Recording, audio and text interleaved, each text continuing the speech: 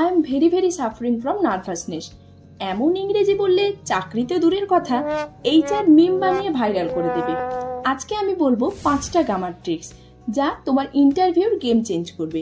শুধু শিখবে না, এমন স্মার্ট শোনাবে যে এইচআর বলবে, wow, this candidate knows how to communicate. ধরো সকাল 9টা, তুমি নতুন শার্ট পরে মিররের সামনে দাঁড়িয়ে প্র্যাকটিস করছো। I am confident, I am ready.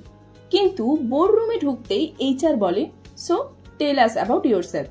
তুমি বললে, sir, myself XYZ, I am good in English and I am very suffering from nervousness. আসলে এটাই রিয়ালিটি। ছোট ছোট গ্রামার মিস্টেক তোমার ইমেজ ধ্বংস করে দেয়।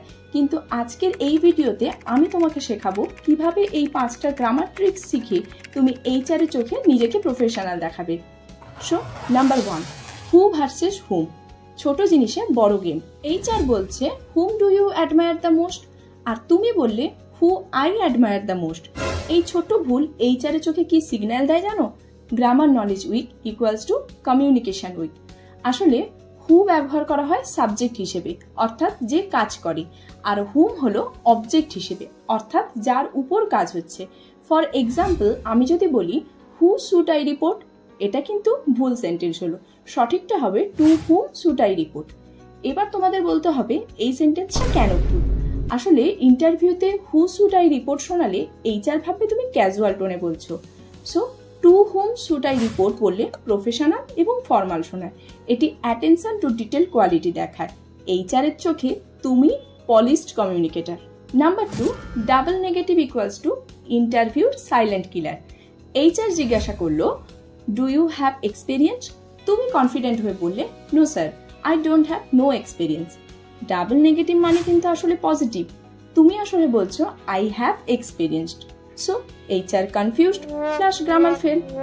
আসলে একটা নেগেটিভই এক্ষেত্রে যথেষ্ট। তুমি যদি বলো, I don't know nothing about coding, ওটা কিন্তু ভুল হলো। আসলে সঠিকটা হলো, I don't know anything about coding. দুটো নেগেটিভ ক্যান্সেল হয়ে যায়, সেন্টেন্সের মানে পাল্টে যায়। সো এনিথিং ব্যবহার করলে সেন্টেন্স ক্লিয়ার থাকে। এইচআর বোঝে তুমি কনফিডেন্ট এবং কারেক্ট।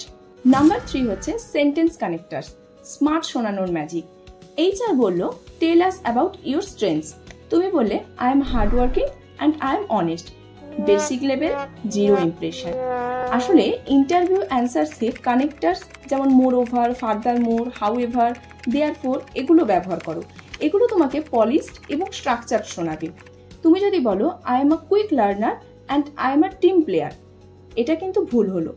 আসলে এক্ষেত্রে তুমি যদি বলো, I am a quick learner, moreover I am a team player who adapts to challenges effectively. Moreover signal দেয় তুমি logical plus structured communicator. HR বুঝবে তোমার প্রফেশনাল টোন আছে। নাম্বার 4 হচ্ছে লেস ভার্সেস ফিউয়ার, ছোট শব্দ বড় impression. HR জিজ্ঞেস করলো, how have you improved yourself? তুমি বললে, now I make less mistakes equals to grammar fail. আসলে ফিউয়ার ইউজ করা হয় কাউন্টেবলের ক্ষেত্রে আর লেস আনকাউন্টেবলের ক্ষেত্রে। তুমি যদি বলো, আই মেক লেস মিস্টেকস নাও, এটা কিন্তু ভুল। সঠিকটা হলো, আই মেক ফিউয়ার মিস্টেকস নাও। আসলে মিস্টেকস কাউন্টেবল, তাই এক্ষেত্রে ফিউয়ার বসবে। এইচআর বুঝবে তুমি detailed oriented. Number 5, active voice, কনফিডেন্সের গেম চেঞ্জার। এইচআর যদি প্রশ্ন করে, what was your biggest achievement? তুমি বললে, the target was achieved by me. এটা একটু উইক টোন শোনায়। ইউজ অ্যাক্টিভ ভয়েস, এটা কনফিডেন্ট, বোল্ড এবং লিডারশিপ টোন দেয়। তুমি যদি বলো, the presentation was made by me, এটা কিন্তু একটু উইক শোনাচ্ছে। আর তুমি যদি বলো, I prepared and delivered the presentation, এটা অনেকটা বোল্ড শোনায়। আসলে অ্যাক্টিভ ভয়েস তোমাকে প্রোঅ্যাক্টিভ এবং অ্যাসার্টিভ শোনায়। দেখো, চাকরি শুধু ডিগ্রির জন্য না, এটা ওয়ার্ডসের গেম।